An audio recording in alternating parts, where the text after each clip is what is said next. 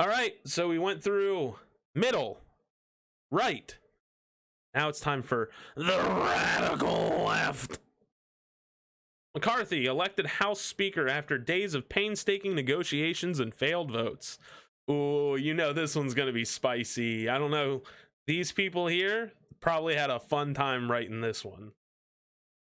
Kevin McCarthy was elected House Speaker in the early hours Saturday morning, a major victory for the California Republican that elevates him to a powerful position, leading the GOP majority in the chamber, and an outcome that followed days of painstaking negotiations and failed votes. All right. Okay, so far we're pretty objective. All right.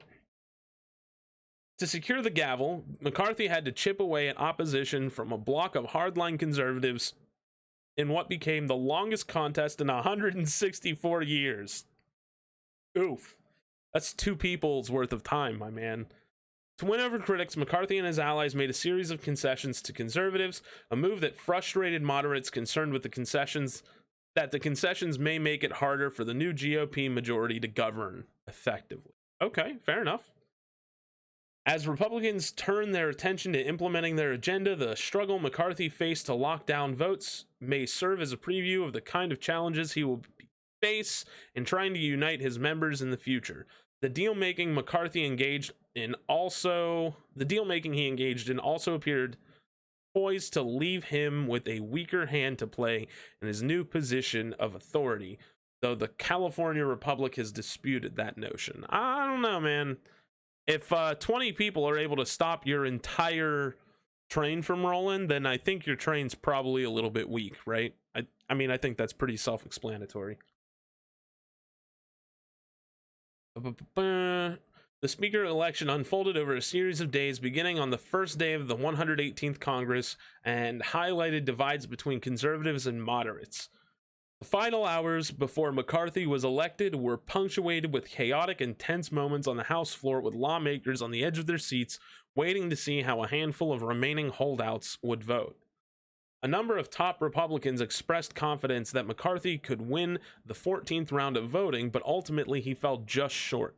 That outcome threw the House into disarray and prompted Republicans to move to adjourn. At the last moment, however, Republicans switched their votes to be able to instead move to a 15th ballot, and in that round of voting, McCarthy finally won. 15 rounds of voting, multiple days, did it in a post-midnight vote. We're not leaving this chamber till we get a speaker, damn it! Oh, man. Whew. McCarthy picks up key support amid concessions. All right, let's see.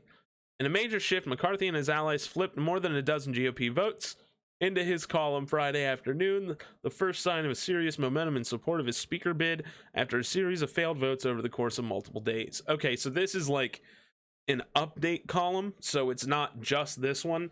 This section is an update, right? And then it probably keeps going backwards. So we'll read his concessions and then we'll call it. But I mean, if this is basically the whole article here, then CNN did a pretty solid job, again, being mostly just factual, you know? They're just saying what everybody said, what it is, how long it was, when it happened, all of that stuff. So, I mean, overall, I'm pretty impressed with both CNN and Fox on this one. So, here is a list of concessions and promises McCarthy and his allies have made over the course of negotiations based on CNN reporting. So, you know, generally when someone's reporting things, it's accurate. You know, your punditry can be inaccurate, but generally reporting is pretty good for the most part. Any member can call for a motion to vacate the speaker's chair. This is significant because it would make it much easier than it is currently to trigger what is effectively a no confidence vote in the speaker. Conservatives push hard for this, while moderates are worried it will weaken McCarthy's hand. So, yeah. Like I said, the big problem, man, the big problem with this is that it turns this whole thing into like a super partisan hackery issue, right?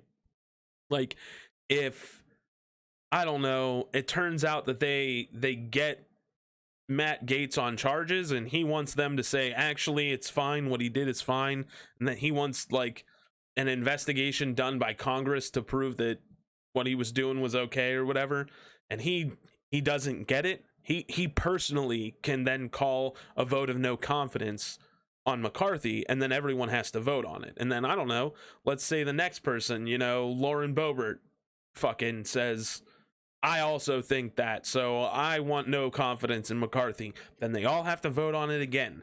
And then, so on and so forth down the line for every single person that might have a problem. They will make Congress vote whether or not the speaker gets to be put back in. So this took 15 tries in multiple days just this time.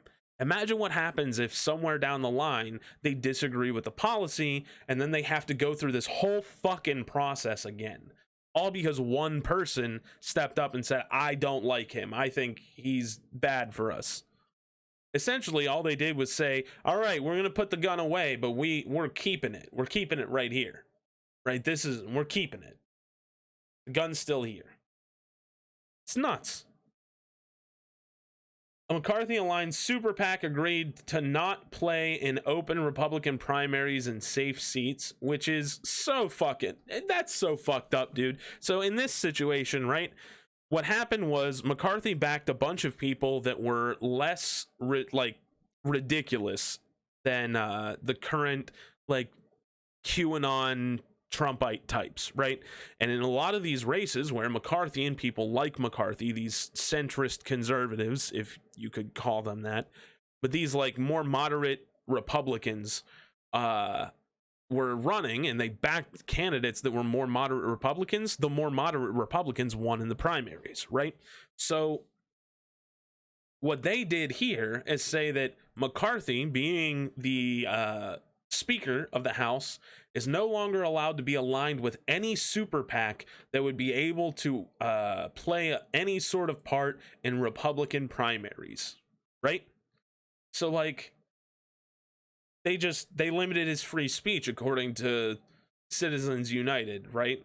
Like the Citizens United thing where money and free speech are exactly the same thing. They just said that he is not allowed to support a PAC that would primary somebody, which basically just means that they've cut off a big stream of money for their opposition, which should straight up be illegal.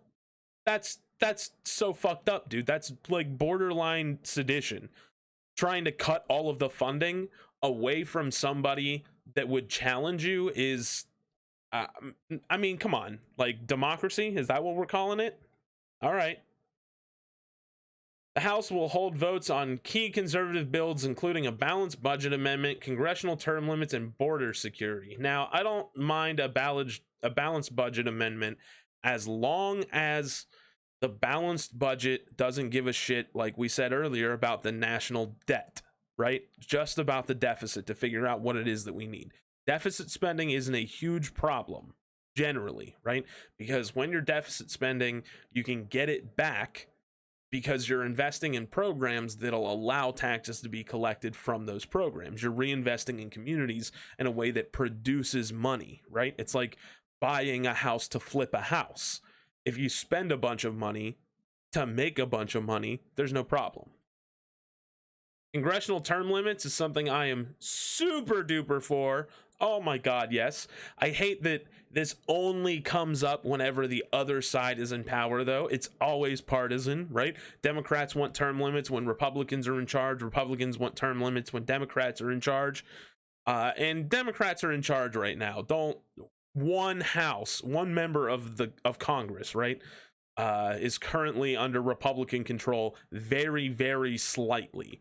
Whereas right now we have a majority in the Senate, so the Senate belongs to Democrats, and of course the executive branch is mostly Democrats right now, right? So,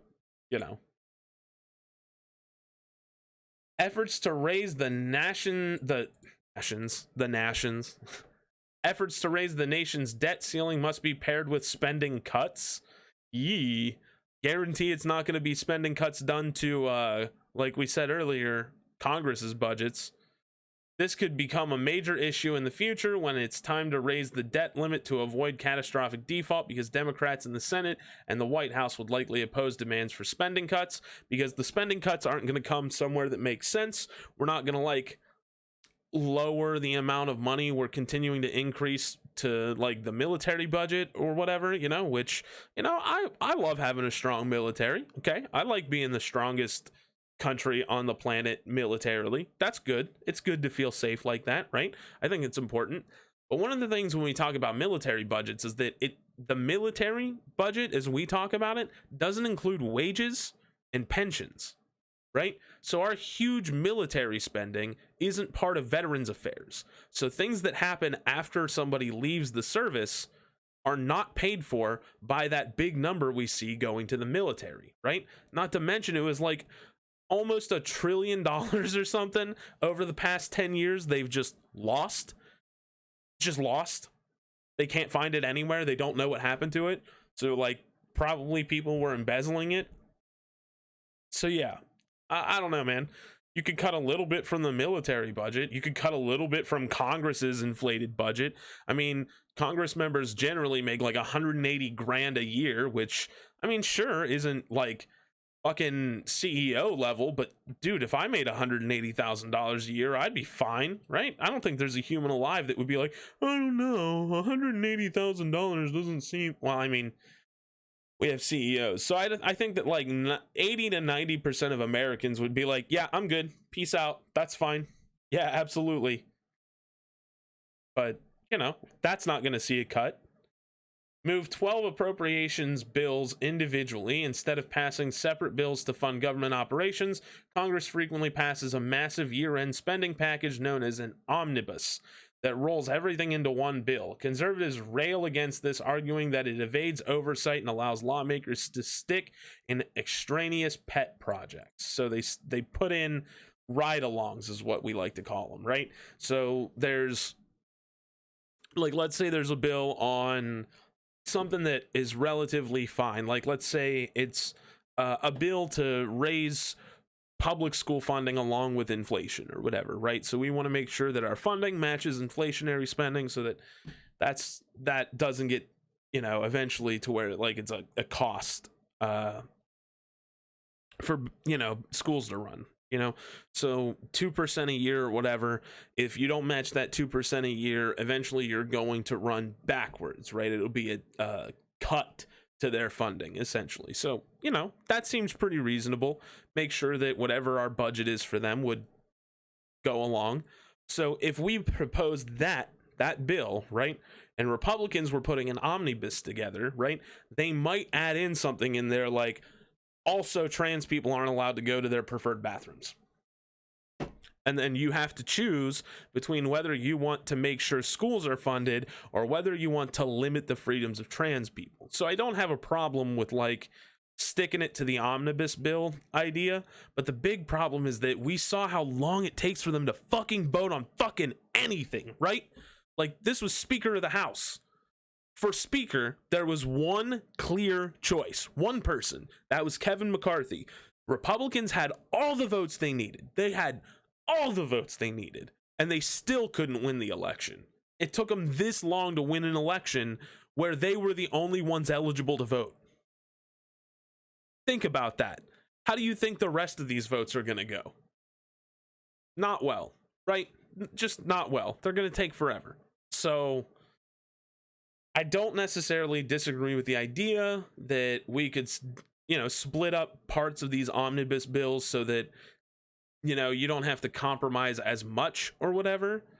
But it's kind of important to make sure that you recognize why the omnibus is there. It has to be put together because otherwise you're going to get bogged down in so much goddamn process and bureaucracy, having to take individual votes, right, and then retally and remark up the bill and then revote on the bill and then send it to the other house and then send it to the Senate and then the Senate votes and they turn it down and then they have to rewrite the bill and then they pass it back to the House and the House sees it and votes and they don't like it, so they have to rewrite it and keep doing that back and forth for 12 separate bills instead of one, right? You got to understand that like our legislative process is pretty shitty generally. Like, it takes forever to get anything done. So making one of these big omnibus bills has a point, right? It does. It's shitty, but it has a point. More Freedom Caucus representation on committees, including the powerful House Rules Committee. That's bullshit. I would have put no one from the Freedom Caucus on there. I don't care. I'm sorry, dude. No fucking way. I'm not having Matt Gaetz and Marjorie Taylor Greene and Lauren Boebert coming up with the fucking rules for the House. Like, no fucking way. No way. Unreal. Cap discretionary spending at fiscal 2022 levels, which would amount to lower levels for defense and domestic programs, which is not good. Discretionary spending should continue to go up with inflation. It should always be tracking whatever it is that, like, 2022 levels. I'm sorry, my guy, it's going into 2023. So if we're in 2023 and then going into 2024 before the next election happens, it's kind of important to make sure that the discretionary budget still reflects what the American people are dealing with, right? If it turns out that our discretionary budget gets stuck at 2022 levels and, I don't know, 2023, some new stupid ridiculous thing happens that causes huge inflation, then we're fucked. So I don't know about that. That's kind of dumb. 72 hours to review bills before they come to the floor. I mean, generally I don't see a problem with that, but I mean, it's your whole job is to read and vote on these bills. There's no way it takes more than 2 hours to get through one of these bills. I've read these bills on stream and it's taken me 25 minutes to do commentary on it. So depending on what the bill is, it doesn't take that long to get through it. I think the big problem is that Republicans can't read, so they have to hire someone to do it for them. That takes some time, right? Give members the ability to offer more amendments on the House floor. I mean, yeah, that's fine with me. Create an investigative committee to probe the weaponization of the federal government, meaning we don't like it when people investigate us for trying to start a coup. We don't like it when people investigate Trump for having done literally illegal things. We don't like it. Stop that. Like, come on, dude. So now, instead of just letting the investigation happen, you're gonna try and interfere with the investigation and set a new investigation into the investigators of the previous investigation to see whether or not it's been weaponized. Like, fuck yeah, it's been weaponized. I'm sorry, but like, if you have done enough crimes that you have forced yourself into the shape of a hammer or a nail, everything is a hammer. It's just. You commit, like, you do the crime, you do the time. Isn't that like how Republicans have always thought? So like Trump, Gaetz, these people did a crime, they do the time. It's that simple, right? There shouldn't be any disagreement on this one. That's just me though. Restore the Holman Rule, which can be used to reduce the salary of government officials. Hey, okay, I like that one. Let's see what it looks like though. All right, the Holman Rule. So that's one we'll check out. We'll look into that before we move on to our next segment. The 14 votes who flipped in favor of McCarthy on the 12th ballot are Reps Dan Bishop of North Carolina, Michael Cloud of Texas, Andrew Clyde of Georgia, Byron Donalds of Florida, Mary Miller of Illinois, Ralph Norman of South Carolina, Scott Perry of Pennsylvania, Chip Roy. I mean, that's a fake name, right? Chip Roy, come on. Victoria Sparks of Indiana, who had been voting present and had said she would continue to do so until she saw progress. Paul Gosar, I forgot he still exists. That's the dude that said that he wanted to kill AOC, wasn't that right? Of Arizona, and Reps-elect Josh Brechin